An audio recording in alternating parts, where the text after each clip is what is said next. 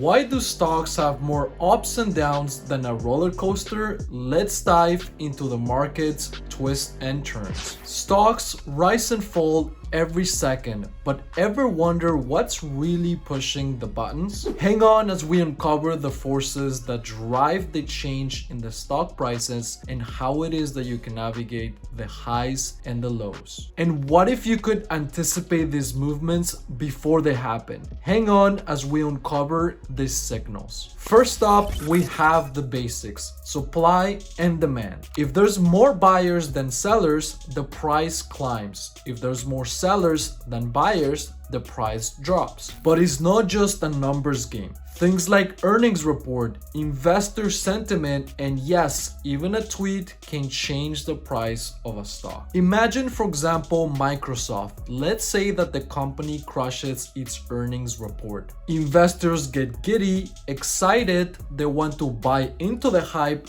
and there the stock goes up. But it's not all that simple. Things like interest rates, economic factors, and data may also influence the price of a stock or many stocks at once. The truth is, every investor has a theory of how the market operates and why it does what it does. However, regardless of that particular theory, what's true is that the market is influenced by a vast amount of very different factors that all together influence the price of individual stocks. Altogether, stocks are swayed by a variety of factors, and this can be major global economic events as well as even Reddit communities. But understanding these factors and the why can help you ride out the storm or catch the next wave. With knowledge comes power, the power to make good investment decisions amidst the market volatility. I hope you enjoyed this video. Subscribe for more market insights like this, and let me know in the comments what market mystery